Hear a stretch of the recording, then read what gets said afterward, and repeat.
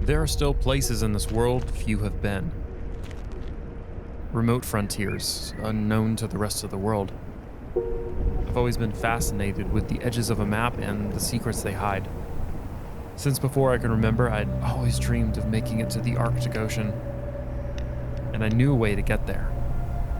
People told me I was crazy for traveling to the end of the world, and maybe they were right. We're not gonna be able to get to the Arctic Ocean on this trip.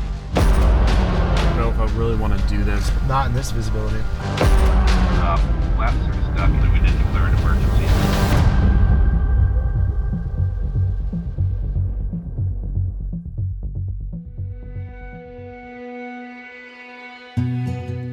The Dalton Highway is considered by many to be one of the most dangerous roads in the world.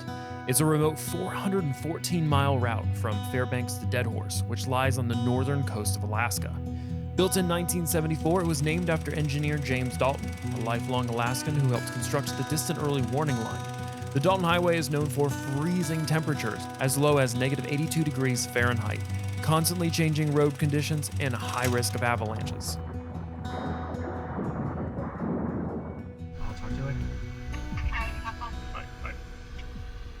After arriving in Fairbanks and gathering camping gear, food, bear spray, and an extra 5 gallons of gas, we headed out. For trips like this, you always need to bring along people you can trust. Tim and Adrian had both traveled with me on crazy trips and adventures in the past, and were perfect for this kind of trip. This isn't the first trip that I've done with John. John and I have been friends for, years, almost all my life. And so I kind of expected this trip to be a little bit on the wild side, a little bit of, something unexpected, something new, something different.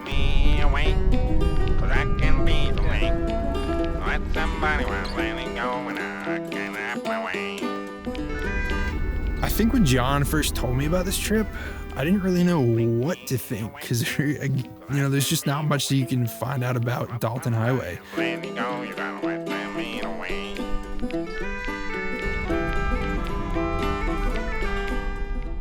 Right, we finally just made it to the entrance of the Dalton Highway. So we're gonna be driving this highway and see if we can get to the Arctic Ocean, or like we like to say, the end of the world.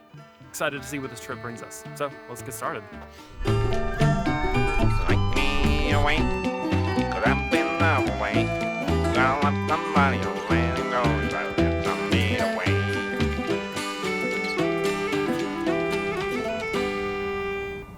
For the first day, we drove almost 200 miles along the easiest stretch of the highway, passing over the Yukon River and stopping right on the Arctic Circle to camp for the night, but not before running into the first setback of our trip. So shortly after our first stop, I needed to cut a piece of fabric. When I went to close the knife, I didn't close it all the way. Just fidgeting, I kind of tossed the knife in my hand. As I did, I realized that it reopened. And as it was falling, I just instinctively reached for it because I didn't want it to drop. Oh, that hurts. And then, of course, we cleaned it and bandaged it up. But it wasn't, maybe 2 hours in and I realized, okay, I hit some nerves. I must have done something to the bone or to the nerves in my hand. But, it's hard not to sit there and think, are we going to have to call this trip? Like, is it over too soon? Like, do we have to go home? All these things were racking in my head as we're just, pummeling down this long road where there's just no one. I mean, obviously going forward in the week, we need to keep an eye on it. And obviously if it gets re-injured, starts bleeding a lot. Yeah, we're just going to keep it monitored, keep it, Yeah, just let us know if you're feeling more discomfort. Yeah, I will. Cool. I think I'm okay, though. Not only was the Dalton Highway a remote road, even for Alaska, but being this far out north meant we'd be faced with 24 hours of daylight. After getting a few hours of sleep, we got started with our day and began the journey further north. This is essential wilderness survival. Look, it's about time you sponsored us already. I mean, we've been doing this for years. Yeah, taking these chances. They wouldn't give me the answers, so I gotta go out and get it. I'ma hold them all for ransom. This how I planned it. Did it right here where I'm standing. Came from the mud, they counted us out. Now we standing on the planet. This is our moment. This is our moment. For the second day of our trip, we only had a short 2-hour drive to our destination for the night. But before we arrived, we made a stop along the way in the first town since Fairbanks. Coldfoot was originally a mining camp named Slate Creek. It received its current name when prospectors going up the nearby river would get cold feet and turn around. This town was the only place to eat or buy gas for the next 240 miles. After getting gas and getting a hot meal, we continued on to our final destination for the day in Wiseman, another mining town about 15 miles outside of Coldfoot with a population of only 10 people. Here, we would have one final chance to charge all of our equipment before setting out to the Atigun Pass the next day.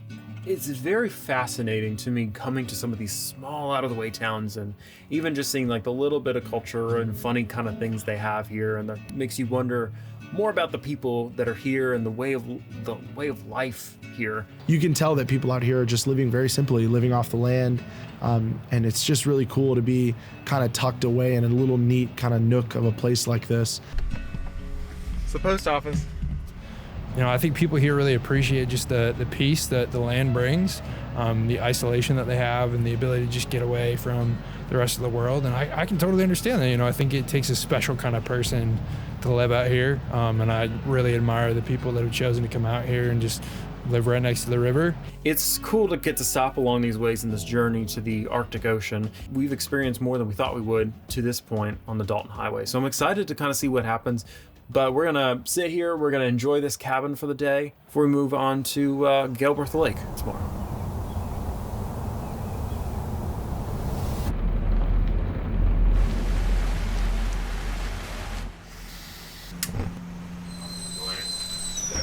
So we're gonna hit the Atigun Pass? Yeah. Wow. Yeah, because I think for me, like, even seeing what we've seen so far with the mountains is amazing. But that's the one that I see pictures of. I'm like, holy cow, that's going to be amazing. Yeah. In my brain, I was thinking that was tomorrow, but that makes today a lot more exciting for me. The Atigun Pass is a high mountain pass in the Brooks Range in Alaska. It has an elevation of 4,739 feet and is known by bush pilots for being difficult to pass through, even by plane. It was arguably the most dangerous part of the Dalton Highway and was responsible for drivers falling off the road and frequent avalanches.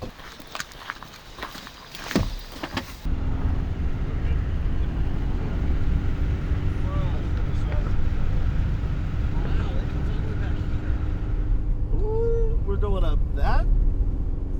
Oh my gosh. It's gonna be interesting. Oh man. All right, so over in this left corner, you'll see everything's kind of starting to slope up. We're really starting to go up into the mountain now. This is probably the highest north and up we've been in altitude. As we started the climb up the Atigun Pass, the weather was starting to take a turn. A mixture of clouds and snow started to form around us, making it difficult to see our surroundings. As we approached the main part of the pass, we ran into an issue. I think we might go back to Coldfoot and see if they have one we can use and ask about it. I don't know if I really want to do this. Not in this visibility. What's going on? So when we hit that sign, it clicked in my mind that, you know what? I don't think the rental car company had given us a CB radio. And that was actually one of the things we were supposed to have for this trip and one thing I actually planned for. But in the moment when we got here, kind of forgot about the CB radio because this road narrows. And it's also an avalanche area. So and it's for 5 miles. Yeah, too. so I think we probably need to go back to Coldfoot. The Dalton Highway is at the foremost a trucker's road, and one that they have the absolute right of way on. And that could be an issue on this part of the Atigun Pass. With no way to communicate with the truckers on the road, the last thing we wanted to do was put ourselves and others in a dangerous position on a pass we'd never driven. So we decided to backtrack 2 hours to Coldfoot.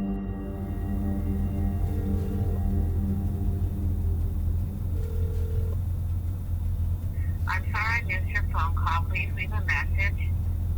Thank you. I don't understand. Their whole thing is about how these cars are all ready for the Dalton Highway and everything, so I don't understand how, like, the CB thing. Like, I probably should have known to check for it, but I was one of those things that, like, don't normally have in a car like this, so I didn't think of it until we started going to that mountain road. I'm like, oh yeah, CB radio.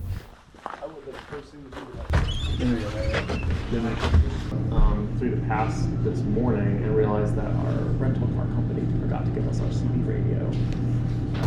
All right, so we talked to the guys inside here at Coldfoot. We just came back, just didn't want to go up that pass without just figuring out what was up there. But they said that people forget their CB radios all the time, and they didn't even know that sign was there that we saw. So we're just gonna try to go head back up there today and see if we can get up there.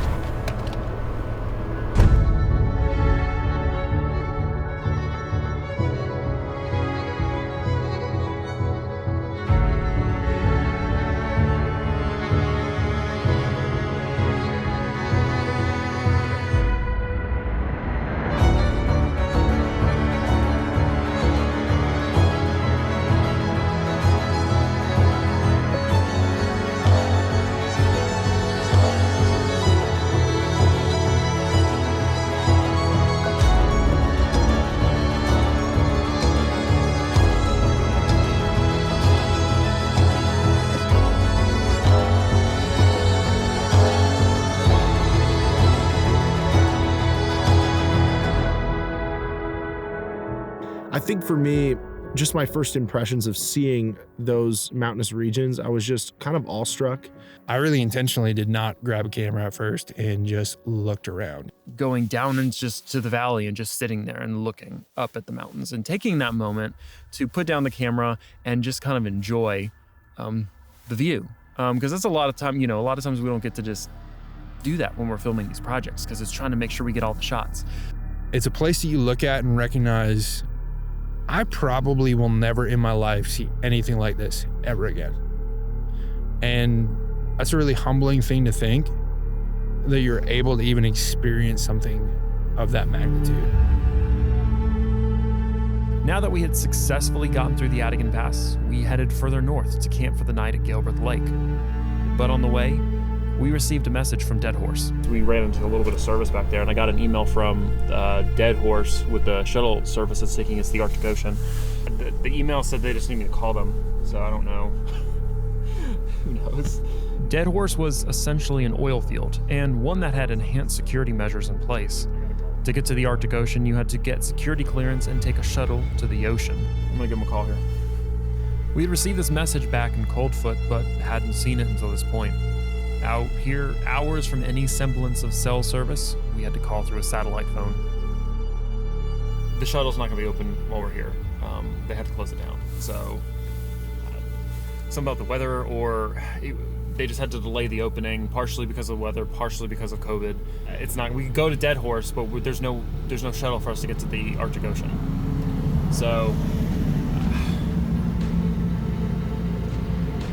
I don't know what we're gonna do now.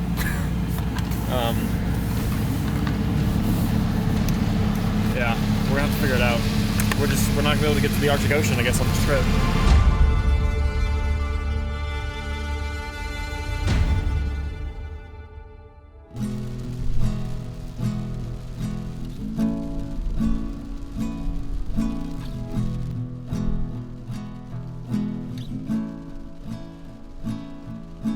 Chin up, babe, tomorrow's a new year, little darling. Old Lane Sign and all the other cheers. In the moment feels just like you're here, little darling. Write your resolutions without fear, or leave them on the floor. After we found out that we would no longer be able to reach the Arctic Ocean, we headed back to a campground near Coldfoot to figure out what was next, or if this really was the end of our trip. After this world of excitement that we had and get the call that Prudhoe Bay, that part of our journey was canceled, we're at the mercy of what can we do? We already had our trip planned. There was like, okay, now we've got to go back and make changes. How do we recover from this? Even if the trip ended right here, right now, with all that we've seen, and we don't make it to the Arctic Ocean, it's still been an adventure that I'll never forget. Some of this happens when traveling, and you just gotta be flexible and go with it. And because if you can't be flexible on things like this, you're never gonna have fun on these trips, and you're just gonna get so defeated, you'll just kind of give up. For every problem we've had on this trip, we've had a creative solution to it. But this might be the thing that sends us home.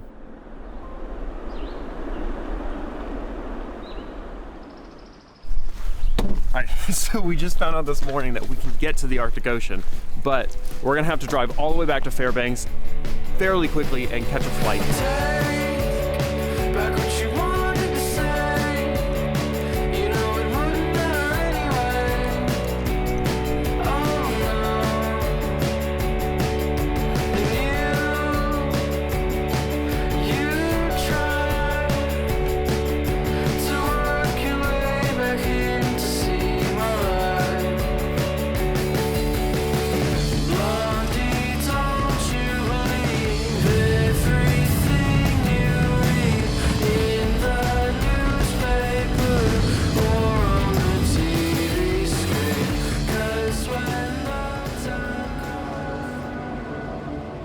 a last-ditch effort, we managed to book a flight to Utqiaġvik, formerly known as Barrow. This town was the northernmost point in the United States, sitting right along the Arctic Ocean. But we had an issue getting there. We were starting to go down, and then they hit the throttle, and then came back up, and then went over the runway, As we were coming down, all of a sudden they increased the engine power and we went right back up. But oddly enough, they never retracted the flaps that were set down as for landing. And we were watching on the maps, because sometimes you can see on like Google Maps where you are, and we're just like circling over the Arctic Ocean for about like 30 or 45 minutes, and we're looking around, and like some of the natives that we know live here are just like looking out, like trying to look out and figure out what's going on too, because none of us knew what was happening. I already hate flying. I knew because the pilots hadn't come on and just told us like, oh, there's a polar bear on the runway or something. It was probably something wrong with the plane. A lot of times, like when there's emergencies, you don't hear from the pilots very quickly because they're focusing on the issue instead of letting you know what's going on. Well, folks, from the flight deck, the horn you hear in the background is because the gear are up and the flaps are stuck near our landing condition. They won't move. But we had the specific flap configuration calculated by Seattle. We did declare an emergency. It's not the drama I wanted. No, not really. At any other airport, the flaps getting stuck like this would have been a minor issue. But out here, in a remote part of the world and in freezing conditions, landing faster than normal came with increased risks.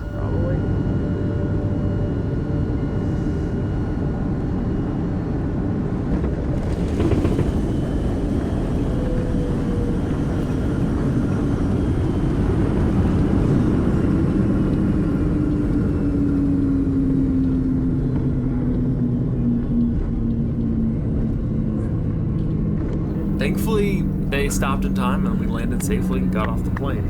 Hopefully it's not the same plane we're taking tomorrow when we leave Barrow. And with that incredible landing from our two awesome pilots, welcome to Barrow.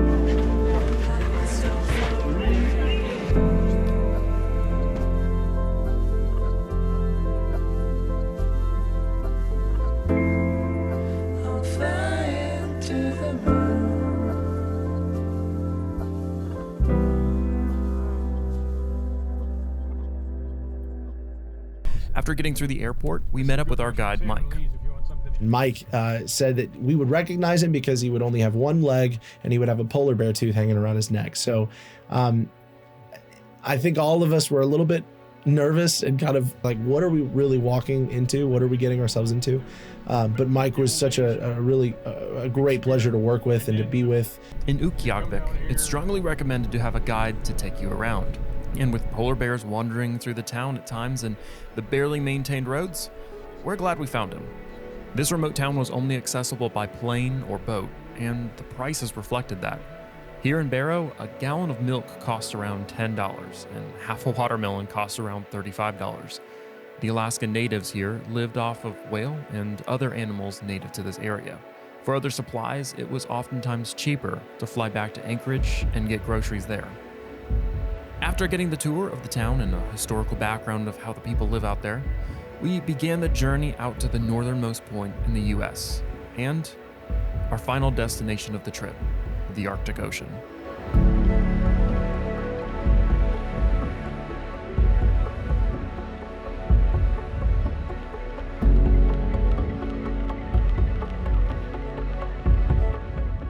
It's of course just white. And you off into the distance, and you can see the ice and the on the ocean, and you can see a little bit of water out in the distance. I think it was amazing that we ended up being able to come out to Barrow, Alaska, because it gave us an opportunity that I don't even think we would have had we gone to Dead Horse. I think we wouldn't have been able to experience the end of the world and the Arctic Ocean in the way that we got to experience it here in Barrow. At the very edge of the world, at the 71st degree of latitude, when you look at that on a map, there's almost nothing of land above that on the earth. Realizing we actually did make it, and the trip wasn't just a waste, and we didn't just end on the Dalton Highway trying to reach our goal, which was the Arctic Ocean. We got to stand on it.